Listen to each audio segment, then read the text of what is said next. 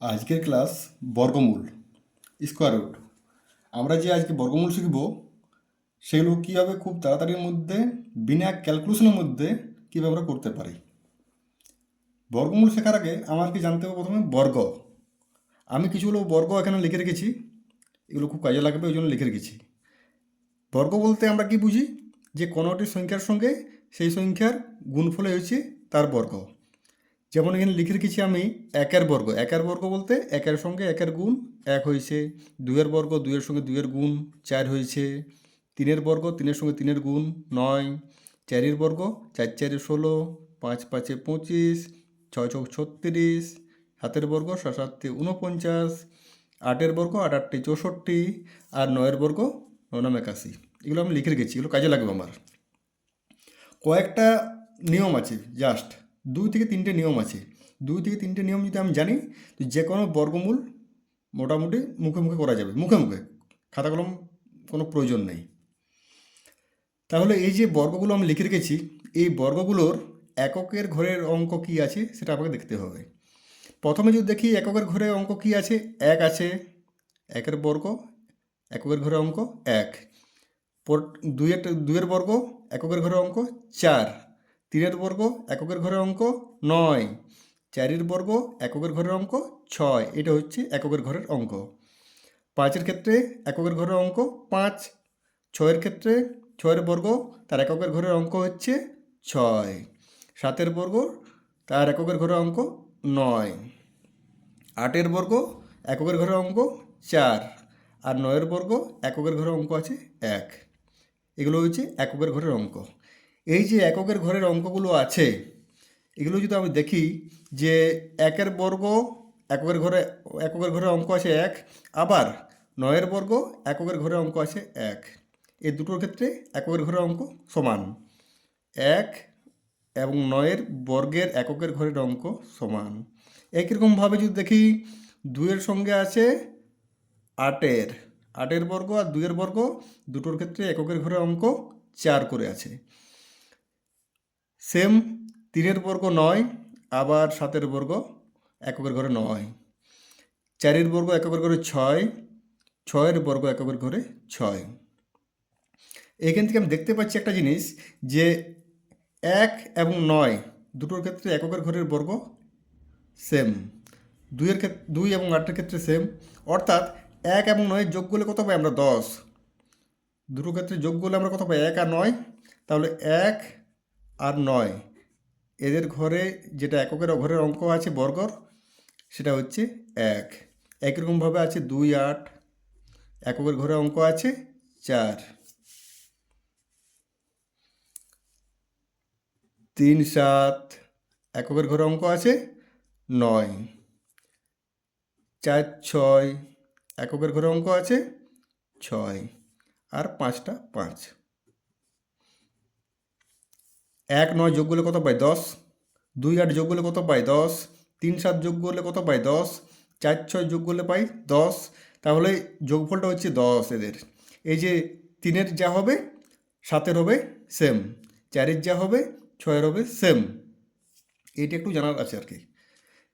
এরপর আমরা কয়েকটা সংখ্যা আমরা লিখে রেখেছি যেগুলো পূর্ণ বর্গ সংখ্যা, সেগুলোর বর্গমূল আমরা করব, কিন্তু এই ছকটা সাহায্যে। বর্গমূল করার আগে আমাদেরকে দেখতে হবে এখানে কটা অঙ্ক আছে। ফার্স্ট 1 নম্বর অঙ্ক যদি দেখি আমি, 1 নম্বর যেটা লিখে রেখেছি সেটাতে আছে 529, 3 অঙ্কের সংখ্যা। 3 অঙ্কের সংখ্যা, লাস্ট দিকে দুটো অঙ্ক বাদ দিয়ে দেবো। প্রথম লাস্ট দিকে দুটো অঙ্ক বাদ দিলে 1 অঙ্কের সংখ্যা আমার পড়ে থাকছে এই দিকটা। এই দুটো অঙ্কের জন্য দুটো অঙ্কের যেটা এককের ঘরের অঙ্ক সেইটা কত আছে? 9 আছে আমার। 9 9 কিসের বর্গ হয়? 9 3-এর বর্গ হল, 3-এর যদি বর্গ হয় তাহলে 9 হয়। আবার 7-এর যদি হয়, 3-এর হলে 9 হয়, আবার 7-এর হলে 9 হয়। এককের ঘরে 3 হলে 9 হবে, আর 7 হলে 9 হবে। এইটুকু জানার দরকার আছে আমার। তাহলে 9 যেটা, সেটা আমি 3-এর বর্গ করলে পাবো, অথবা 7-এর বর্গ করলে পাবো। 3 অথবা 7, একটা কাজ আমার কমপ্লিট। 2 নম্বর কাজ, এইখানে কত আছে? 5 আছে। এই 5টা কোন সংখ্যার মানে বর্গের চেয়ে কম সেটা আমার দেখতে হবে। 5 কার সমান অথবা তার চেয়ে কম। আমি যদি এখানে দেখি একের বর্গ হচ্ছে 1, দুইয়ের বর্গ হচ্ছে 4, তিনের বর্গ হচ্ছে 9, তাহলে 5-এর চেয়ে কম বা 5-এর সমান কোনটা হচ্ছে? 5-এর চেয়ে কম হচ্ছে এখানে 4, 4 আছে। 4 কিসের বর্গ? 2-এর বর্গ। 4 কিসের বর্গ? 2-এর বর্গ। তাহলে এখান থেকে আমি পেয়ে যাচ্ছি 2, 2 পেয়ে যাচ্ছি। তাহলে আমার এটার বর্গমূল হবে 2, এখান থেকে হয় 23 কিংবা 2 7 27, এই দুটোর মধ্যে যে কোনো একটা এর বর্গমূল হবে। এইবার এটা 2 নম্বর কাজ। 3 নম্বর কাজ, এটা লাস্ট কাজ। এইখানে আমার দেখার আছে যে কোনটা হবে বর্গমূল এই সংখ্যাটার। এটা দেখার জন্য হচ্ছে 3 নম্বর কাজ আমার। 3 নম্বর কাজ হচ্ছে যে সংখ্যাটা এখানে লিখছি আমি, এখানে যে সংখ্যাটা লিখছি আমি, তার পরের সংখ্যাটা দিয়ে আমি গুণ করব। এর কত লিখেছি আমি? 2 লিখেছি। তাহলে 2-এর পরের সংখ্যা 2 গুণিত 3, পরের সংখ্যা দিয়ে গুণ করলে আমি কত পাচ্ছি? 6। কত পেয়েছি? 6। এই 6টা এই যে সংখ্যাটা আছে এই সংখ্যার চেয়ে বেশি না কম? যদি বেশি হয় তাহলে আমি ছোট সংখ্যা নেব, যদি কম হয় এটার চেয়ে তাহলে আমি বড় সংখ্যা নেব। বেশি হলে ছোট আর কম হলে বড় সংখ্যা নেব। তাহলে দেখছি আমি এখানে তো আমার 2 খেয়েছে, তাহলে 2 যদি হয় এখানে তাহলে এটা হয়ে যাচ্ছে আমার 6, এখান থেকে বেশি হচ্ছে, আর বেশি হলে আমি কোন সংখ্যা নেব বলেছি? ছোট সংখ্যা। তাহলে এটার বর্গমূল হবে 23। ঠিক আছে, পরের অঙ্ক। এটাও 3 অঙ্কের সংখ্যা, 441। তাহলে এই সংখ্যাটার এককের ঘরের যে অঙ্ক আছে সেটা হচ্ছে 1। 1 কিসে কিসে হয় আমার জানা আছে, 1-এর বর্গ 1 আর 9-এর বর্গ 1, এই দুটোর ক্ষেত্রেই এককের ঘরের অঙ্ক 1। তাহলে হয় লাস্টে আমার 1 হবে, 1-এর বর্গ তো 1, আবার 9-এর বর্গ 1। তাহলে এককের ঘরের অঙ্কটা আমার হয় 1 হবে বর্গমূল কিংবা 9 হবে, এ দুটোর মধ্যে যে কোনো একটা হবে। এইবার আমি এখানে দেখব যে এখানে কত আছে। এখানে কত আছে? 4। 4 দেখব 4 আছে কি? 4 আমার আছে। 4 বা 4-এর চেয়ে এর চেয়ে কম, এর সমান নেব কিংবা এর চেয়ে কম নেব। তাহলে এর সমান আমি পেয়ে যাচ্ছি এখানে যে 2-এর বর্গ হচ্ছে 4। তাহলে এখান থেকে পেয়ে যাচ্ছি আমি এটা হবে 2। তাহলে এইবার বর্গমূল আমার কি হবে? হয় 2121 অথবা 2929, এই দুটোর মধ্যে একটা হবে। আমি কি বলেছি? এর পরের সংখ্যা দিয়ে আমি গুণ করে একবার টেস্ট করে দেখব যে কোনটা হবে এই দুটোর মধ্যে।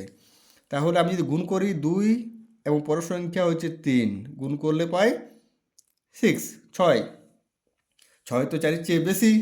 4-এর চেয়ে যদি বেশি হয় তাহলে আমি কী নেবো বলেছি? ছোট সংখ্যা। বেশি হলে ছোট সংখ্যা, কম হলে এর চেয়ে কম হলে বড় সংখ্যা। তাহলে এর চেয়ে যখন বেশি হচ্ছে তাহলে আমি ছোট সংখ্যা নেব। তাহলে অ্যান্সার হচ্ছে আমার 21।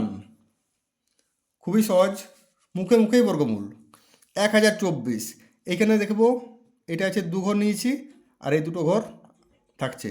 তাহলে এই দুটো ঘরের মধ্যে এককের ঘরে অঙ্ক হচ্ছে আমার, এই সংখ্যাটার এককের ঘরে অঙ্ক হচ্ছে আমার 4। 4 কিসে কিসে হয়? 4 আমি জানি 2 আর 8। 2 হলে 8 হবে অপোজিট, কারণ দুটোর একে অপরের যোগফল যেমন 10 হয়। তাহলে 2 যদি হয় একটা 4 এককের ঘরে অঙ্ক তাহলে 8 হবে, 3 হলে 7 হবে, 4 হলে 6 হবে, এরকমভাবে। তাহলে হয় 2 হবে কিংবা 8। আর এখানে আমার কত আছে? এবারে 4 অঙ্কের সংখ্যা, আগেরগুলো ছিল 3 অঙ্কের সংখ্যা, এটা হচ্ছে 4 অঙ্কের সংখ্যা। 4 অঙ্কের সংখ্যার ক্ষেত্রে আমি প্রথম দুটো ডিজিট নেব। কত আছে? 10। 10 বা 10-এর চেয়ে কম কি আছে? 3-এর বর্গ হচ্ছে 9, 4-এর বর্গ 16, এটা তো 10-এর চেয়ে বেশি হচ্ছে, এটা হবে না। তাহলে 10 বা 10-এর চেয়ে কম হচ্ছে 9, অর্থাৎ 3-এর বর্গ। তাহলে এটা পাচ্ছি আমি 3। তাহলে আমার বর্গমূল হবে হয় 32 অথবা 38 এই দুটোর মধ্যেই যে কোনো একটা বর্গমূল হবে। লাস্ট টেস্ট দেখবো যে কোনটা হবে। তাহলে আমি কি বলেছি?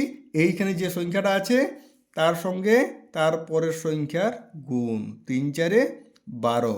এই 12টা এর থেকে বেশি, বেশি হলে কম সংখ্যা নেব, কম মানে ছোট সংখ্যা। এই দুটোর মধ্যে ছোট কোনটা? 2 না 8? 2। তাহলে 32। 1/24 বর্গমূল 32। নেক্সট 4 নম্বর। এইখানে কি আছে? আমার 6 আছে। ছয় কিসে কিসে পাই আমি দেখে নিচ্ছি একবার। 4 বর্গ আর 6 বর্গ দুটোর ক্ষেত্রে এককের ঘরে কি হয় 6 হয়। তাহলে 4 অথবা 6 এই দুটো পাচ্ছি আমি। আর এখানে আছে আমার 31।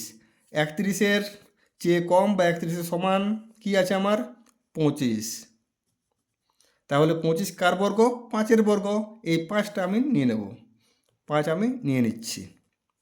তাহলে এর বর্গমূল কি হবে, হয় 5 4 54 কিংবা 5 6 56, এই দুটোর মধ্যে যে কোনো একটা। এইবার আমি দেখব লাস্ট টেস্ট, যেটা 5 নেওয়া আছে আর তারপর সংখ্যা হচ্ছে 6। 5 আর 6 গুণ করলে কত পাই 30। 30 অর্থাৎ এর চেয়ে কি হচ্ছে ছোট হচ্ছে, কম হচ্ছে। এর চেয়ে যদি কম হয় তাহলে কি বলেছি আমি বড় সংখ্যা নিতে। এই দুটোর মধ্যে বড় কোনটা, এইটা 6, তাহলে 56 বর্গমূল হয়ে গেল। এইবারে এই সংখ্যাটার ক্ষেত্রে আমি কি দেখব, এককের ঘরে আছে 5, এককের ঘরে 5, 5 তো শুধু 5ই হয় আর অন্য কিছু নেই।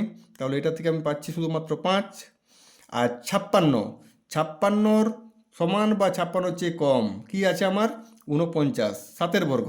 তাহলে এটার থেকে আমি পাচ্ছি 7। ঠিক আছে, আর এটার ক্ষেত্রে তো একটাই পেয়েছি 5 শুধু, তাহলে এটা টেস্ট করার দরকার নেই যে কোনটা হবে। তাহলে এটা কনফার্ম যে এটা অ্যান্সার হচ্ছে 75। 7 5 75 হয়ে গেল। 6 নম্বর অঙ্ক 6084। এককের ঘরে কি আছে 4, 4 মানে 2, 2-এর বর্গ 4 হয়, আর 2 হলে আরেকটা কী হবে 8, 2 8 10, তাহলে 2 হলে 8 হবে। আর 60 আছে, 60 7 49, 8 8 64, তাহলে 49 মানে 7-এর বর্গ। তাহলে এখান থেকে পেয়ে যাচ্ছি আমরা 7। তাহলে এর বর্গমূল হবে 72 72 78 78, এই দুটোর মধ্যে যে কোনো একটা। এইবার আমি লাস্ট টেস্ট এটা করে দেখবো যে কোনটা হবে। ওই জন্য কী করতে হবে, 7 তো আমার আছেই, আর পরের সংখ্যা হচ্ছে 8, 7 8 56। 56 দেখছি আমি 60-এর চেয়ে কম, 60-এর চেয়ে কম হলে বড় সংখ্যা, এর চেয়ে কম হলে বড় সংখ্যা, বড় সংখ্যা বলতে 78, তাহলে বর্গমূল হয়ে গেল 78। নেক্সট 7 নম্বর, এখানে কি আছে আমার 1 আছে। 1 হচ্ছে 1-এর বর্গ, আর 1-এর বর্গ হলে আরেকটা কী হবে 9-এর বর্গ, কারণ দুটো যোগফল বলেছি আমি 10। তাহলে 1 হলে আরেকটা হচ্ছে 9। আর এখানে আছে আমার কত 47। 47 মানে হচ্ছে আমার 7 7 49, তার চেয়ে ছোট, তার চেয়ে ছোট বলতে 36, 6-এর বর্গ 6 পেয়ে যাচ্ছি আমি এখান থেকে। তাহলে এখান থেকে হয় বর্গমূল হবে 6 1 61 অথবা 6 9 69, এই দুটোর মধ্যে যে কোনো একটা বর্গমূল হবে। কোনটা হবে সেইটা টেস্ট করার জন্য লাস্ট টেস্ট 6 আছে আমার, 6-এর পরের সংখ্যা 7, 6 7 42 হয়ে গেল। 42 তো এর চেয়ে কম, এর চেয়ে কম হলে বড় সংখ্যা নেব, বড় সংখ্যা অর্থাৎ এইটা হবে অ্যান্সার। ঠিক আছে, এইবারে এই অঙ্কটা 1936। এবারে এই দিক থেকে করছি 1936। 19 আছে, 19 অর্থাৎ 4-এর বর্গ 16, তাহলে এখান থেকে আমি পাচ্ছি 4। আর এটা 6 আছে মানে কি হবে 4 অথবা 6। আর 4-এর পরের সংখ্যা 4 গুণিত 5 20, 20 মানে এর চেয়ে বেশি, এর চেয়ে বেশি হলে ছোট সংখ্যা, ছোট সংখ্যা অর্থাৎ এইটা আসবে 4 4 44, 4 4 44। ঠিক আছে, তারপরে 9 নম্বর, এটাতেও সেম 9 আছে মানে 3 হবে, আর একটা হবে 7। 44 আছে, 44 অর্থাৎ 7 7 49, 7 হবে না, 6 6 36, 6 হবে। 6 দিয়ে এবার টেস্ট করে দেখি, 6-এর পরের সংখ্যা হচ্ছে 7, 6 7 42, এর থেকে কম, এর থেকে কম হলে কি বেশি সংখ্যা নেব, বড় সংখ্যা নেব, বড় সংখ্যা কোনটা এইটা, তাহলে বর্গমূল হবে 6 7 67 হয়ে যাচ্ছে মুখে মুখে। এখানে কত আছে 9025, 9025 আছে, তাহলে এখান থেকে আমি পেয়েছি 5 তো কনফার্ম, আর তো অন্য কিছু নেই। আর 90 আছে, 90-এর জন্য 9 নাম 81, বাস 9 নাম 81, অ্যান্সার হয়ে যাচ্ছে 95। তাহলে মুখে মুখে বর্গমূল ইজিলি হয়ে যাচ্ছে। এইভাবে নেক্সট যে চ্যাপ্টার সেটা বর্গমূলের যেটা পার্ট 2 কীভাবে বর্গমূল করা হয়, বড় বড় যে বর্গমূলগুলো আছে সেগুলো কীভাবে করা হয় সেটা আমি দেখিয়ে দেবো। তার সঙ্গে বিভিন্ন পরীক্ষায় যে বর্গমূল সংক্রান্ত অঙ্ক আছে সেগুলো আমি একটু ডিটেলস দেখিয়ে দেবো। ঠিক আছে, সবাই ভালো থাকো।